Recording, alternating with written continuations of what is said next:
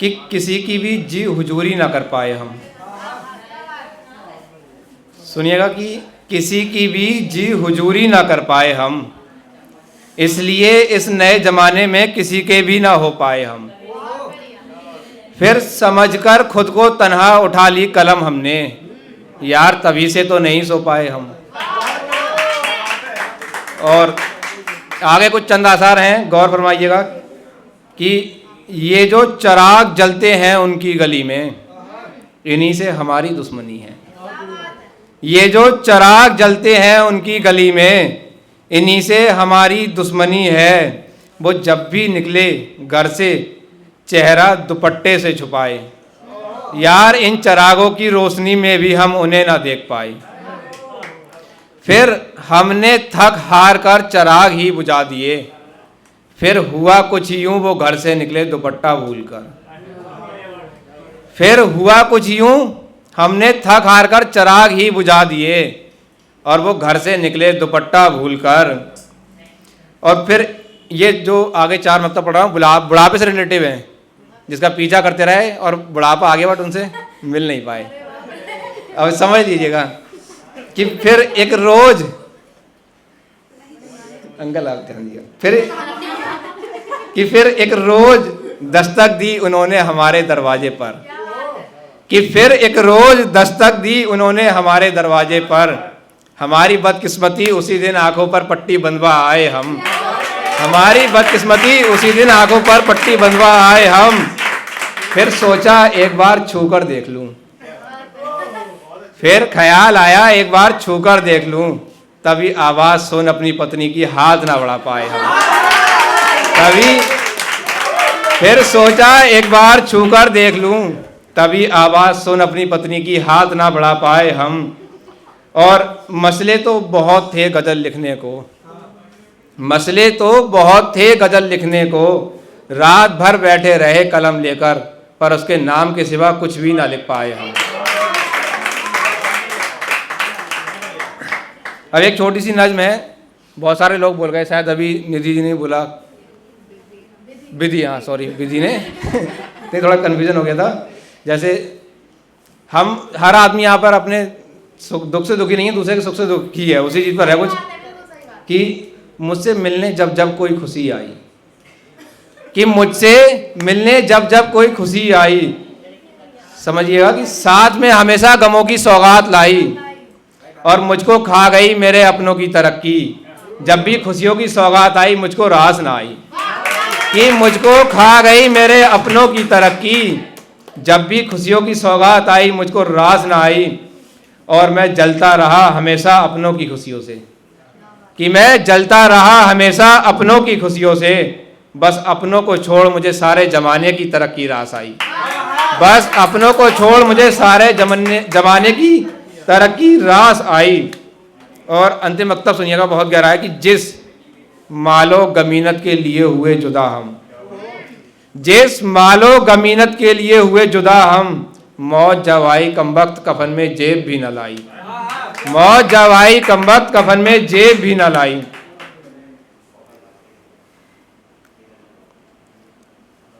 और एक ये बस थोड़ा सा सुन लीजिएगा, छोटी सी गजल है कि माना कि चांद सा रूप है तुम्हारा, पर चांद हमेशा एक जैसा नहीं रहता। पूर्णिमा की चांद की तारीफ करता है जमाना, पूर्णिमा के चांद की तारीफ करता है जमाना, पर अमावस की काली रात की कोई बात क्यों नहीं करता। अमावस की काली रात की कोई बात क्यों नहीं करता। और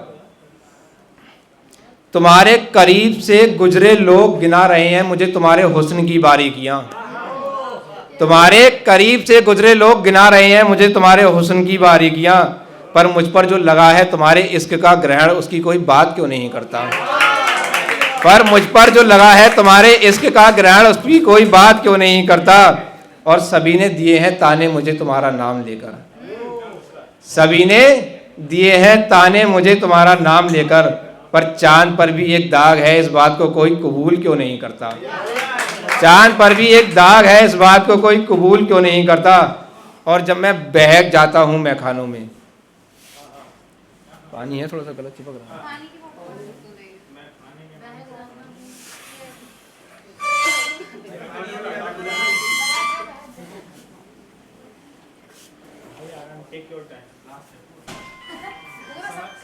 बोल दिया था मैंने।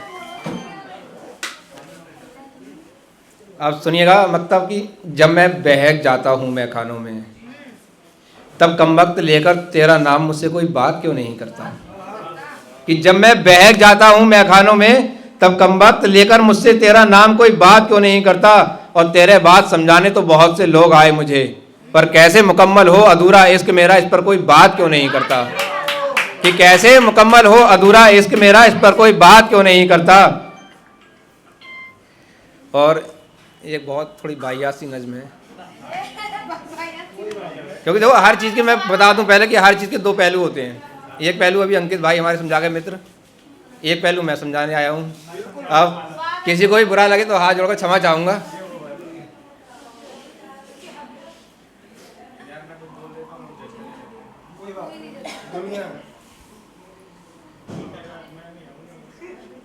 नहीं, हर चीज़ के दो पहलू, सिक्का उछालो उसके भी दो पहलू हैं। ज़िंदगी में हर व्यक्ति के दो पहलू हैं। तुम किसी नज़रिए से देखोगे, सामने वाला तुम्हें किसी नज़रिए से देखेगा। उसका समझ लो कि लेकर मेरा नाम किस किस को हंसा लोगी तुम। प्यार मोहब्बत वाली बातें जो की थी मेरे साथ, वो सब है मजाक। यह कहकर अपनी बेवफाई का राज कब तक छुपा लोगी तुम। और तुमने कहा था ख्वाबों में आते हैं तुम्हारे शहजादे, तुमने कहा था ख्वाबों में आते हैं तुम्हारे शहजादे, फिर मुगलों की रखेलों वाला किरदार कैसे निभा लोगी तुम। फिर तुमने कहा था ख्वाबों में आते हैं तुम्हारे शहजादे, फिर मुगलों की रखेलों वाला किरदार कैसे निभा लोगी तुम। और बात मुझे छोड़कर दूसरी जगह मुंह मारने तक तो ठीक थी, बात मुझे छोड़कर दूसरी जगह मुंह मारने तक तो ठीक थी, पर वादा शादी का मुझसे करके सुहागरात किसी दूसरे के साथ कैसे मना लोगी तुम। वादा शादी का मुझसे करके सुहागरात किसी दूसरे के साथ कैसे मना लोगी तुम। और फिर एक रोज तुम्हारा खत पड़ गया मेरे सामने, फिर एक रोज तुम्हारा खत पड़ गया मेरे सामने। और बताओ ऐसे खत देकर कितनों को फंसा लोगी तुम। और बताओ ऐसे खत देकर कितनों को फंसा लोगी तुम। और तुमसे शादी करने वाली कसम को लेकर मैंने घर में कर दी थी बगावत। तुमसे शादी करने वाली कसम को लेकर मैंने घर में कर दी थी बगावत। और ऐसे बातों से कितने घरों में आग लगवा लोगी तुम। और अंतिम वक्ता जो भी पीछे पड़ा था उसी से रिलेटेड है कि फिर एक रोज एक शख्स ने बताई मुझे तुम्हारे हुस्न की बारीकियां। पिछली वाली गजल से ही रखा है यहाँ पर कि फिर एक रोज एक शख्स ने बताई मुझे तुम्हारे हुस्न की बारीकियां। सच बताओ ऐसे बेचकर अपना जिस्म कितना कमा लोगी तुम। बस 4 लाइनें पढ़ के अपनी जगह लूंगा आखिरी।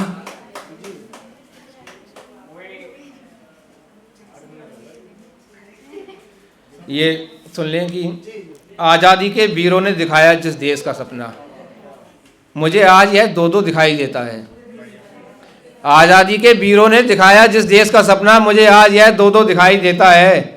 तुम तो डूबे हो अपनी सत्ता के नशे में, कि तुम तो डूबे हो अपनी सत्ता के नशे में। तुम्हें कहाँ यह बच्चे लाचार दिखाई देते हैं। और कहने को तो मुझ में कुछ भी नहीं है तुमसे अलग, मुझे बस इस देश के वीरों के बलिदान दिखाई देते हैं। और तुम्हारे होंगे सपने दौलत शोहरत ऐसो आराम के, कि तुम्हारे होंगे सपने दौलत शोहरत ऐसो आराम के, मुझे तो बस इन बच्चों की आंखों में सपने शहादत के दिखाई देते हैं।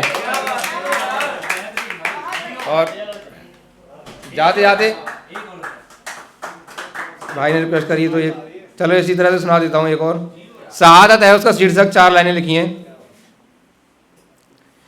कि एक देश के सिपाही के जानिब से है, सुनिएगा। शहादत कि है शहादत अपनी खुद चुनी मैंने, मैं किसी को क्या दोषी ठहराऊंगा। 24 घंटे रहूंगा जुआ पर तुम्हारी, फिर गुमनामी में खो जाऊंगा। कि है शहादत अपनी खुद चुनी मैंने, मैं तुमको क्या दोषी ठहराऊंगा। 24 घंटे रहूंगा जुआ पर तुम्हारी, फिर गुमनामी में खो जाऊंगा। और मुझ पर लगेगा आरोप देश का राशन हराम करने का। वो एक नेता है चूतिया, उसने कहा था ये बात, अगर याद हो तो। वो नहीं, उसके लिए ये शब्द ही ठीक है। जो उरी वाला हमला हुआ था, सोते टाइम जब सिपाही मर गए तो उस समय पर उसने इंटरव्यू दिया था, जिसे जनता सीरियस लेकर घूमती है। उसने कहा था राशन हराम कर रहे हैं, उसी के लिए लेकर लिखी है कि मुझ पर लगेगा आरोप देश का राशन हराम करने का। देखना लाखों कमाने वालों, मैं 20-30 हज़ार पाकर भी इस देश पर मर जाऊंगा। देखना लाखों कमाने वालों भी मैं 20-30 हजार पाकर भी इस देश पर मर जाऊंगा।